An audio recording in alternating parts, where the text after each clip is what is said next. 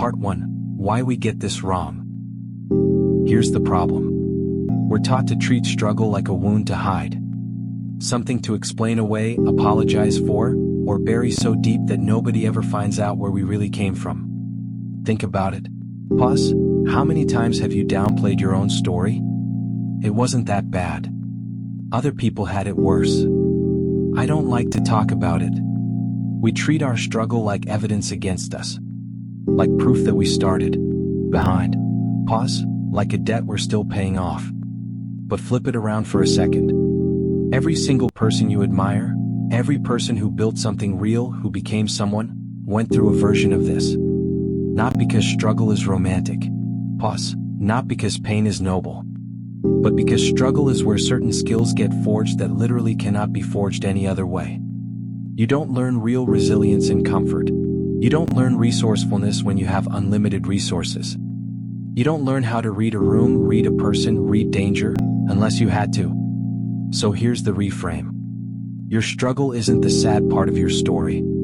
It's the training arc. And most people watching this right now already finished it.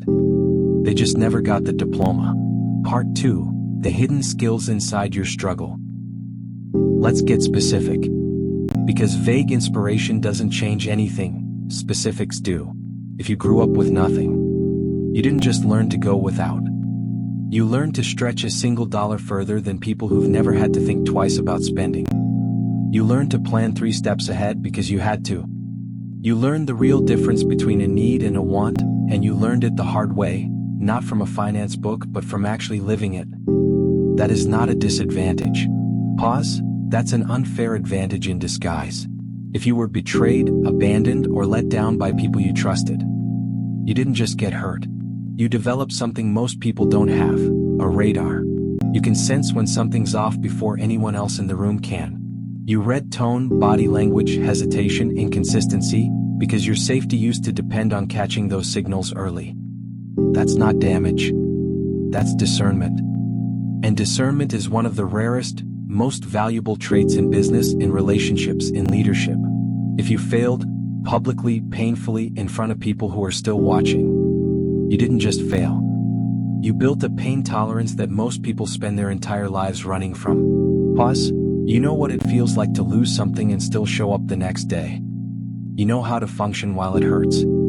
That is one of the rarest muscles a human being can build, and you built it while everyone else was still protecting themselves from ever having to.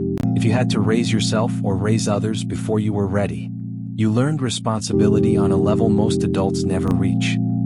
You learned how to make decisions under pressure with no safety net and live with the outcome. That's not a childhood you lost. That's leadership training you didn't know you were getting. Do you see the pattern? Every version of struggle is quietly handing you a skill. The world just never told you to collect it. Part 3. The Success Framework. So how do you actually turn this into something you use starting today? 3 steps. Inventory. Application. The engine. Step 1. Inventory. Stop and ask yourself one honest question.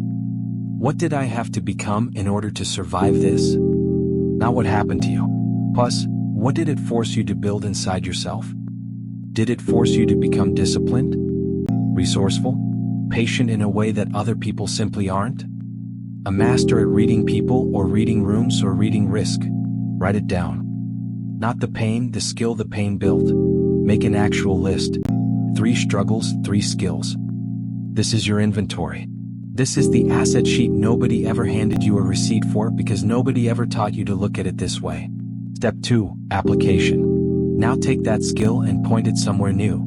If poverty taught you to stretch resources, you already understand budgeting on a level most first-time entrepreneurs have to learn the hard way. You learned it before you even had a business. If broken trust taught you to read people fast, you already have an edge in sales, in negotiation, in leadership, because you can sense what people actually mean before they say it. If failure taught you to keep functioning through pain, you already have the exact trait that separates the people who make it from the people who quit, the ability to keep moving when it's hard, when it hurts, when nobody's clapping for you. You are not starting from zero. You never were. You're starting with years of training that most people never had to go through, and that training is transferable right now into whatever you're building. Step 3. The engine. Last piece, and this is the one that changes everything. Don't bury the memory of what you went through. Don't treat it like a closed chapter you're not allowed to reopen. Use it. On the day you want to quit, and that day will come, go back to the version of you that had nothing and kept going anyway. That memory is not weight. It is fuel. Every time life gets hard now, you're not facing something new. You're facing something smaller than what already tried to break you, and failed. That's the engine.